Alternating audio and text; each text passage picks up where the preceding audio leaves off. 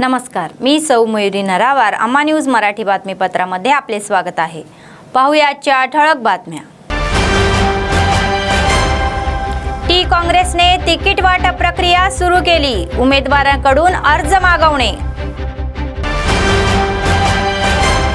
प्रजासेवा भवनात नित्य अन्नदान. कंदी श्रीनिवास रेड्डी यांच्या सेवेचे कौतुक. नुकत्याच झालेल्या अतिवृष्टीमुळे पिकांचे नुकसान. अधिकाऱ्यांनी क्षेत्रस्तरीवर सर्वेक्षण करून अहवाल पाठवला. आजच्या सविस्तर बातम्या.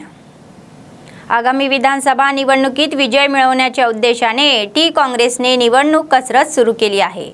निवडणुकीला 4 महिने शिल्लक असताना काँग्रेसने आतापासूनच आपली रणनीती आखली आहे. विजयी घोडे रिंगणात उतरून पुढील निवडणुकीत तेलंगणाचा झेंडा फडकवण्याचा काँग्रेसचा डाव आहे. त्याचाच एक भाग म्हणून टी काँग्रेसने आगामी विधानसभा निवडणुकीसाठी तिकीट वाटपची प्रक्रिया निश्चित केली आहे. आगामी निवडणुका लढवण्याच्या तयारीत असलेल्या उमेदवारांकडून काँग्रेसकडून अर्ज मागवण्यात येत आहे.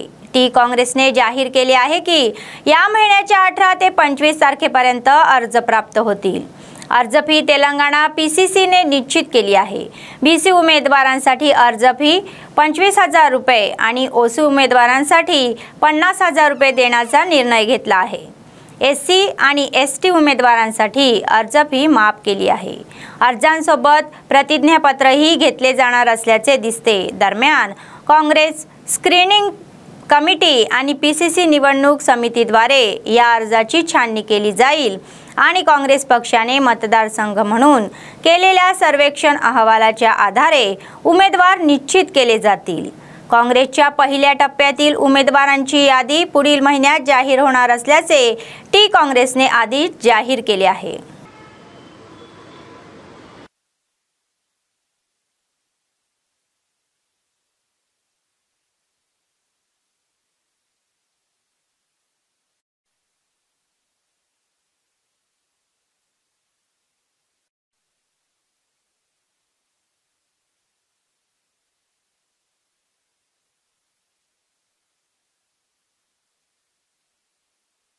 सर्व दानामध्ये अन्नदान हे सर्वश्रेष्ठ आहे. काँग्रेसचे प्रदेश नेते कंदी श्रीनिवास रेड्डी समाजसेवेच्या कार्यक्रमांनी लोकांची मने जिंकत आहे.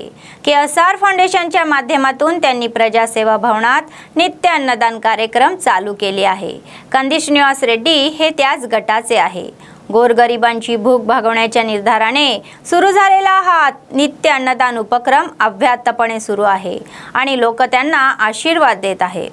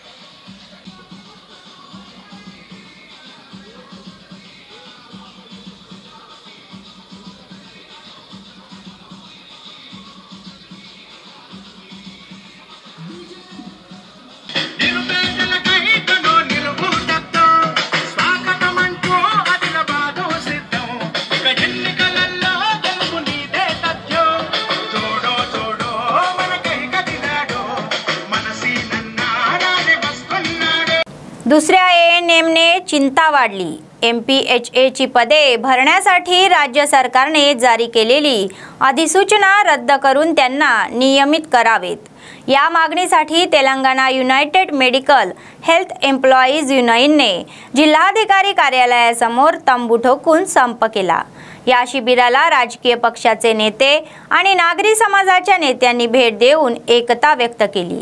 CITUचे जिल्हा उपाध्यक्ष दर्शनाला मल्लेश यांनी सांगितले की राज्य सरकार 1520 पदाच्या बलदीसाठी परीक्षा घेऊन निवड करणार आहे। यामुळे कॉन्ट्रॅक्टी कर्मचाऱ्यांनी ही परीक्षा द्यावी असून गुणवत्ता असेल तरच त्यांची निवड केली जाते, अशी परिस्थिती असल्याचे त्यांनी सांगितले। सेवेला 20 गुण दिले तरी फायदा होणार नाही असे ते म्हणाले। वयाची पट्टी असल्याचे अनेकांनी आधीच सांगितले आहे।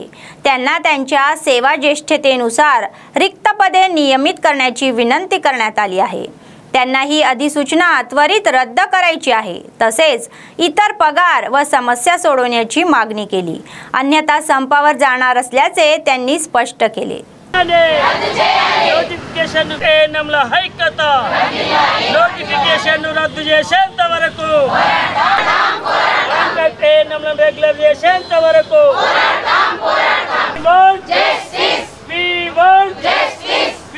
చేసేంత వరకు నోటిఫికేషన్ రద్దు చేసేంత వరకు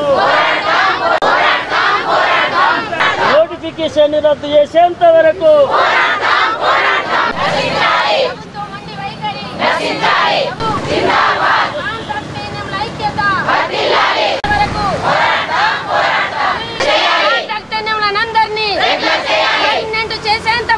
ఆరోగ్య శాఖలో పనిచేస్తున్న 2వ ఏఎన్ఎంలను యథావిధిగా ఎలాంటి షరతులు లేకుండా బేషరతుగా పర్మనెంట్ చేయాలని చెప్పి డిమాండ్ చేస్తూ CITU ఆధ్వర్యంలో రాష్ట్ర వ్యాప్తంగా ఈ రోజు నుంచి 2వ ఏఎన్ఎంలందరూ సమ్మెకు వెళ్ళారు।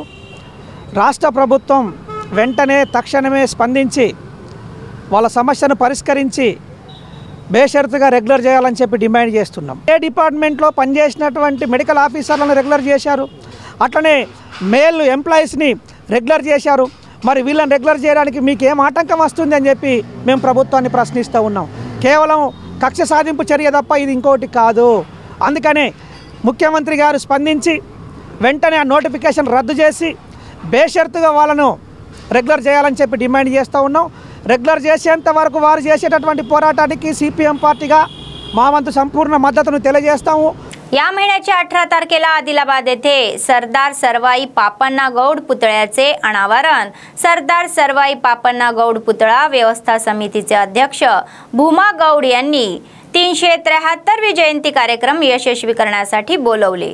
आदिलाबाद शहरातील प्रेस क्लबमध्ये आयोजित पत्रकार परिषद पुतळ्याच्या अनावरणाचा तपशील उघड झाला। बहुजन राज्य सत्तेसाठी अथक परिश्रम घेणारे बहुजन योद्धे सरदार सर्वाई पापण्णा गौड RTC बसस्थानकावर जयंती कार्यक्रमानंतर दसनापूर येथील तनिषा गार्डन येथे भव्य शुभारंभ होणार असल्याचे त्यांनी सांगितले। सर्व गौडजन नातेवाईकसह SC ST BC यांना मोठ्या संख्येने उपस्थित राहण्याचे आवाहन करण्यात आले। सरदार सर्वाई पापण्णा गाరి ఆశయాలను సాధిద్దాం సాధిద్దాం।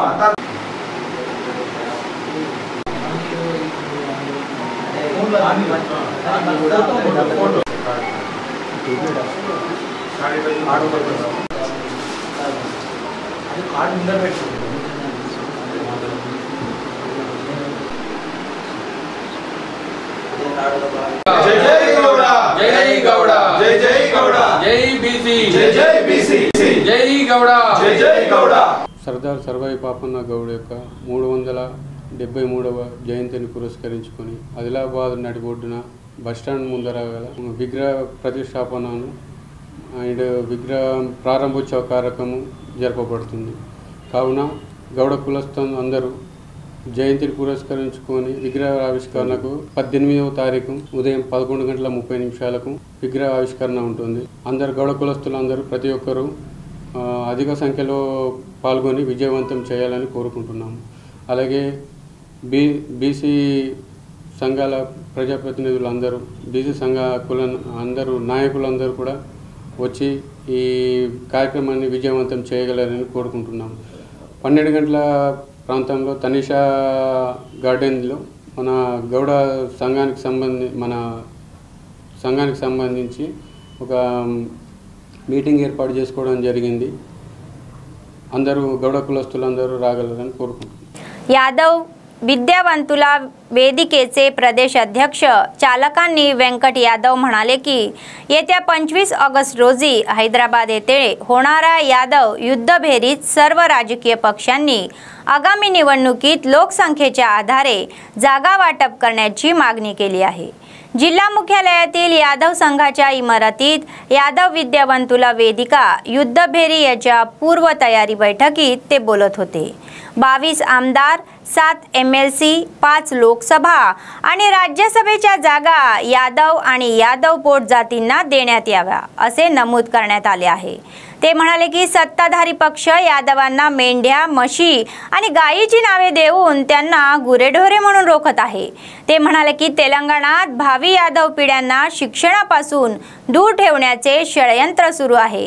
जाती कामगारापुरती मर्यादित राहिल्यास त्यांना शिक्षण, नोकरी आणि सत्ता गमवावी लागेल असेही ते म्हणाले. त्यामुळेच जागा वाटा, आर्थिक वाटा आणि राज्याची सत्ता हाच अंतिम मार्ग ठरण्याची वेळ आली आहे. यादवांनी मेंढरांसाठी नव्हे तर जगांसाठी कुरघोडी करावी आणि राजकीय पक्षाच्या भानगडींना बळी पडणार नाही याची काळजी घ्यावी असे ते म्हणाले. మన యాదవ్ విద్యావంతుల వేదిక రాష్ట్ర అధ్యక్షులు సమయం వెళ్ళిపోవడం జరిగింది, మన్నించగలరు.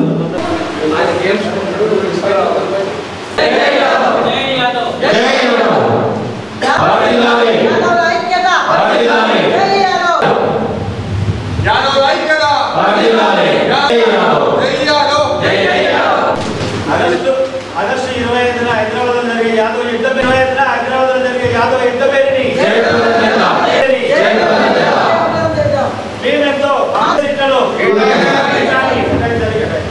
సైంటిఫిక్ లెక్క వాళ్ళ ముందు లేదు నాకు తెలియదు, కానీ మనది సైంటిఫిక్గా లెక్క ఉంది. మిగతా కులానికి ఏ లెక్కలు లేదు. అందుకే మనం ఏమంటున్నాం అంటే 18% ఈ రాష్ట్ర జనాభాలో ఈ లెక్క ప్రకారం మనం ఉన్నాం కాబట్టి 22 ఎమ్మెల్యే టికెట్లు ఇవ్వాలని అడుగుతాం. మనం ఈ 77 ఏళ్ళుగా కోల్పోయిన ఎమ్మెల్యే టికెట్ కూడా ఇవ్వాలని అడగాలి, న్యాయం అయితే మనం. కానీ ఇప్పుడు ప్రస్తుతం ఇప్పుడే మొదలు పెట్టినాం కాబట్టి ఈసారికైనా అన్ని రాజకీయ పార్టీలు 22 ఎమ్మెల్యే టికెట్లు మీ పార్టీలో ఉన్నటువంటి యాదవ్ అభ్యర్థులకు కేటాయించాలన్నటువంటి ప్రధాన డిమాండ్ తీసుకొని మీ అందరికీ కూడా గ్రామీణ ప్రాంతం నుంచి మొదలుపెట్టే పట్టణ ప్రాంతం వరకు ఈ అభిప్రాయం వ్యక్తం చేయడం కోసం, ఈ విషయాన్ని భావవ్యాప్తి చేయడం కోసం ఈ విద్యావంతుల వేదిక ఈ యుద్ధభేరి సభలో దాన్ని ప్రకటించింది. ఒక సభ లేకుండా మీ దగ్గరికి రాలేము, ఒక కార్యక్రమం లేకుండా మీ అందరి దగ్గరకు వచ్చే అవకాశం లేదు కాబట్టి ఈ కార్యక్రమాన్ని రూపొందించుకొని మీ దగ్గరకు వస్తుంది. बहुजन जागृती सेनेचे जिल्हाध्यक्ष बुद्ध रतन यांनी जिल्ह्यातील आश्रमशाळा व वसतिगृहातील प्रलंबित बिले तत्काळ अदा करण्याची मागणी केली. आदिलाबाद शहरातील प्रेस क्लबमध्ये आयोजित पत्रकार परिषद ते बोलत होते. अनेक महिन्यांपासून राज्य सरकारने बिले न भरल्याने वार्डांना प्रचंड आर्थिक अडचणीचा सामना करावा लागत असल्याचे ते म्हणाले. आणलेल्या कर्जाचे व्याज भरून मानसिक त्रास होत असल्याचे त्यांनी सांगितले. सरकारने त्वरित उत्तर द्यावे आणि बिले जारी करण्याची पावले उचलावीत अशी त्यांची इच्छा आहे.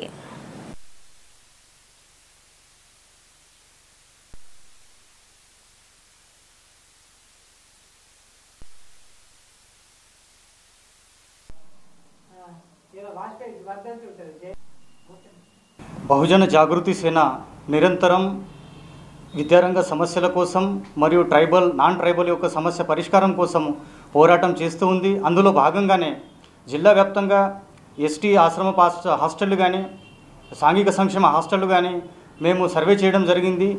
మరి అందులో దాదాపు సమస్యలు చాలా వరకు ఉన్నాయి. వార్డెన్లు అప్పుల పాలై దాదాపు వాళ్ళు వడ్డీలు కడుతూ కష్టాల పాలవుతున్నారు, మానసిక వేధింపులు అవుతున్నాయి వాళ్లకు. కాబట్టి ప్రభుత్వం వెంటనే హాస్టళ్ళ యొక్క ఈ పెండింగ్ బిల్లులు ఏవైతే ఉన్నాయో వెంటనే విడుదల చేయాలని బహుజన్ జాగృతి సేన ఆధ్వర్యంలో మేము డిమాండ్ చేస్తూ ఉన్నాము. ఇంకా ఈ మండలాలలో ఉన్నటువంటి మారుమూల పల్లెల్లో ఉన్నటువంటి ఏదైతే హాస్టళ్ళు ఉన్నాయో ఉన్నతాధికారులు తనిఖీ చేయడం లేదు. మరి వాళ్ళు నిర్లక్ష్య వైఖరి అనేది మంచిది కాదు. బహుజన్ జాగృతి సేన అందుకనే మీకు పదే పదే మేము చెప్తున్నాము, వినతి పత్రాలు ఇస్తున్నాము, కానీ వాళ్ళు పట్టించుకోవడం లేదు. కాబట్టి పెండింగ్లో ఉన్న ఏదైతే బిల్లులు ఉన్నాయో వాటిని వెంటనే విడుదల చేసి ఈ వార్డెన్ల సమస్యలను తర్వాత ఈ హాస్టల్ సమస్యలను వెంటనే పరిష్కరించాలని మేము డిమాండ్ చేస్తున్నాము. जिल्ह्यात नुकत्याच झालेल्या अतिवृष्टीमुळे पिकांचे नुकसान झाले आहे। या खरीपातील कापूस, सोया, हळद या पिकांचे पुरामुळे नुकसान झाले आहे। कृषी अधिकाऱ्यांनी क्षेत्रीय स्तरावर सर्व उपाययोजना करून शासनाला अहवाल पाठवला असला तरीही उद्यापर्यंत भरपाईबाबत कोणतेही आदेश काढण्यात आलेले नाही। त्यामुळे पिकांच्या नुकसानीच्या चिंतेत असलेल्या शेतकऱ्यांना नुकसान भरपाई कधी मिळणार याची प्रतीक्षा होत आहे। పంటలు నష్టపోయినట్టుగా అధికారులు తేల్చారు। ఆదిలాబాద్ జిల్లాలో గత జూలై నెలలో 21, 22, 24 నుంచి 26 తారీఖులలో భారీ వర్షాలు కురిసిన దానికి వివిధ పంటలు నష్టం జరిగింది। అందులో కాటను, కంది మరియు సోయాబీన్కు పంట నష్టం జరిగింది। ఇందులో కాటన్కు 37,530 ఎకరాలు, అట్లాగే కందికి 6,900 ఎకరాలు, సోయాబీన్ 12,306 ఎకరాలు, మొత్తం కలిపితే 56,736 ఎకరాలలో నష్టం జరిగిందని ప్రాథమిక అంచనా వేయడం జరిగింది। దీనికి సంబంధించి వివరాలన్నింటినీ కూడా మేము ప్రభుత్వానికి నివేదికను పంపించడం జరిగింది। ప్రతి ఏటా వరదల కారణంగా పంటలు తీవ్రంగా దెబ్బతినడంతో అధికార ప్రతిపక్ష పార్టీల నేతలు రైతులను మొక్కుబడిగా పరామర్శించి వెళ్తున్నారు। కాంగ్రెస్ రాష్ట్ర నాయకులు కంది శ్రీనివాసరెడ్డి మాత్రం ముంపు ప్రాంతాల్లో పర్యటించారు। పంటలు నష్టపోయిన రైతులకు ఎకరాకు 25,000 పరిహారం అందే విధంగా ప్రభుత్వాలను డిమాండ్ చేయడంతో పాటు తమకు తోచిన సాయం అందిస్తున్నారు। ఇండ్లు పూర్తిగా దెబ్బతిన్న వారికి ఆర్థిక సాయం చేయడంతో పాటు వరద బాధితులకు, పేదలకు 17 లక్షల విలువగల నిత్యావసర సరుకులు పంపిణీ చేస్తున్నారు। వరదల కారణంగా తన జన్మదిన సంబరాలు కూడా వద్దనుకుని సేవా దీక్ష చేపట్టారు। ఒక్కొక్క ఎకరానికి దాదాపుగా 20,000 రూపాయల పెట్టుబడి పెట్టుకున్నాడు రైతు। పంట నష్టం జరిగింది। తక్షణం మేము కాంగ్రెస్ పార్టీ తరఫున డిమాండ్ చేస్తున్నాం, నీట మునిగిపోయినటువంటి వరద ముంపు ప్రాంతాలకు గురైనటువంటి రైతన్నలకు నష్టపరిహారం అందజేయాలా। గతేడాది వరదలకు దెబ్బతిన్న పంటలకు నష్టపరిహారం ఇప్పటికీ అందలేదని అన్నదాతలు ఆవేదన వ్యక్తం చేస్తున్నారు। ఈసారైనా పరిహారం అందుతుందో లేదో అన్న ఆందోళన రైతుల్లో వ్యక్తమవుతోంది। आणि जे आहे दिसत आहे हे पुरबुडी झालेली आहे आमच्या वावरामध्ये। तरी पण आमचे कमीत कमी 10 एकर वावर बुडलं पाण्याने, तर आम्हाला एका एकरामध्ये 10 ते 15,000 रुपये खर्च आला आजपर्यंत। तर कमीत कमी 10 एकर म्हणले 1.5 ते 2 लाख रुपये नुकसान झाली। आमचं 24 पाकिट रोप टाकलं होतं 341 1081, 24 पाकिट पुरे पाण्यामध्ये बुडून गेले। अशी परिस्थिती आहे, रोपाची पुरं वारून गेलं। ప్రకృతి ప్రకోపానికి ప్రతి ఏడు నష్టపోతున్నామని, భారీ వరదల వల్ల పంటలు కోల్పోయిన తమను ఆదుకోవాలని రైతులు వేడుకుంటున్నారు। ఇప్పటికే అప్పు చేసి సాగు చేశామని, తిరిగి విత్తనాలు వేద్దామన్నా తమ వద్ద పైసలు లేవని, నష్టపరిహారం చెల్లించాలని ప్రభుత్వాన్ని కోరుతున్నారు। మన జైనత్ మండల్ కరంజీ గ్రామము, ఇక్కడ బాగా వరద నీళ్ళు వచ్చి మొత్తం ఏం లేకుండా కొట్టుకపోయినాయి। మరి ఇంకోటి ఏమున్నాయంటే ఇటు పైపులు కానీ టాకీలు కానీ మొత్తం ఏమైతే వస్తువులు ఉంటాయో అవన్నీ పూర కొట్టుకపోయినాయి। పెద్ద నష్టమైంది। మన గవర్నమెంట్ ఏమన్నా ఇచ్చి ఆదుకుంటే మంచిగా ఉంటుందని మనం చేస్తాం। 3 एकर पराठी लावली, 2 एकर सोयाबीन पेरला। किती नाही म्हणलं तरी एकरी कमी जास्त 15 ते 20,000 रुपये खर्च आला। तरी आम्हाला आजपर्यंत गव्हर्नमेंट कोणता बिन आले नाही सर्वे करायला, कोणते ऑफिसर बिन सुद्धा नाही आले। तरी आमची एवढीच रिक्वेस्ट आहे का गव्हर्नमेंटले आमच्या का कोणते तरी ऑफिसर येऊन सर्वे करून थोडीशी आम्हाला कास्तकार बंधूंनी मदत करावी। हे పత్తి 3 తైలలు పెట్టుకున్నాము, సాపు మునిగిపోయింది, 30 పైపు పోయింది, అంత చేను ఉన్నది। మీరేమైనా సాయం చేస్తే మనం పెట్టుకుంటాం। ప్రతిపక్షాలు మాత్రం ప్రభుత్వానికి ముందు చూపు లేకపోవడం వల్లే అన్నదాతలకు తీవ్ర నష్టం వాటిల్లిందంటూ విమర్శిస్తున్నాయి। ఫసల్ బీమా లాంటి పథకముంటే కొంతమేరకైనా రైతులకు నష్టపరిహారం అంది ఉండేదన్న అభిప్రాయాలు వ్యక్తమవుతున్నాయి। దీంతో రైతులు ప్రభుత్వం అందించే సాయం కోసమే ఎదురు చూడాల్సి వస్తోంది। గత 3 ఏళ్లుగా రాష్ట్ర ప్రభుత్వం ఫసల్ బీమా పథకం నుంచి తప్పుకోవడంతో పంటల బీమాకు అవకాశమే లేకుండా పోయింది। దీంతో రైతులకు దిక్కుతోచని స్థితి ఎదురవుతోంది। ఈ తెలంగాణ ఉత్తర తెలంగాణ జిల్లాలలో ఆదిలాబాద్లో అధిక వర్షం అనేటువంటిది కురిసింది। దీనివల్ల నష్టం జరిగింది। గతంలో రాష్ట్ర ప్రభుత్వం 10,000 రూపాయలు ప్రకటించడం జరిగింది। ఈసారి ఇంత పెద్ద నష్టం జరిగినా ఇప్పటికి గవర్నమెంట్ మొన్న అసెంబ్లీ సమావేశాల్లో ప్రకటించకపోవడం అనేటువంటి శోచనీయం। అందుకని ఈ రైతు నష్టం అనేటువంటిది అసలు ఈ సంవత్సరము పత్తులు అధిక గడ్డి వల్ల ఆ గడ్డితోటి మొత్తం నష్టపోయింది, పత్తి పెరగలేదు. దేశానికి అన్నం పెట్టే రైతు కంట కన్నీరు రాకుండా చూసుకోవాల్సిన बाध्यता ప్రభుత్వాలపై ఎంతైనా ఉంది. बेला मंडळाच्या स्थानिक तहसीलदारांना निवेदन सादर करणारे जमा मस्जिद समितीचे सदस्य यावेळी जमा मस्जिद समितीचे अध्यक्ष शकील म्हणाले की जमा मस्जिद यांच्या सेवा बजावण्याबद्दल सरकारने काझींना बक्षीस स्वरूपात जमिनी दिल्या आहे. त्याचाच एक भाग म्हणून सरकारने बेला मंडळ केंद्रातील सर्वे क्रमांक 46 मध्ये नवाबुद्दीन काझी यांना 13 एकर आणि 17 खड्डे जमीन दिली, परंतु जमा मस्जिद मध्ये कोणत्याही सेवेसाठी पैसे वाटप नसल्याचा आरोप संबंधित व्यक्तीने केला आहे. त्यामुळे सरकारी अधिकाऱ्यांनी जमा मस्जिदला दिलेल्या जमिनीचे संरक्षण करण्याची मागणी करणारे निवेदन आज बेला तहसीलदारांना दिले. तसे न केल्यास येत्या काही दिवसात समितीचे सर्व सदस्य धरणे व संपावर जातील असा इशारा त्यांनी दिला.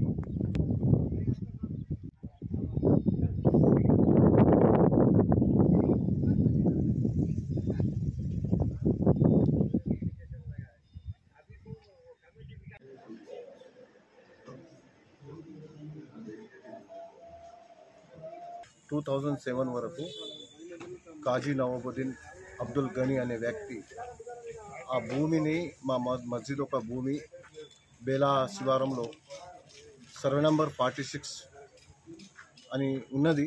అందులో 13 ఎకర్ 17 గుంట అని ఉన్నది. 13 ఎకరాల 17 గుంటలు. అయితే ఆయన మస్జిద్ సేవ చేయాలా తినాలా అన్నట్టు ఉన్నది.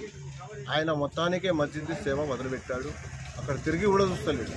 దీపం కానీ ముట్టించుడు కానీ అక్కడ క్లియర్ చేసేటోళ్ళని కానీ ఎవరికి చూస్తలేదు.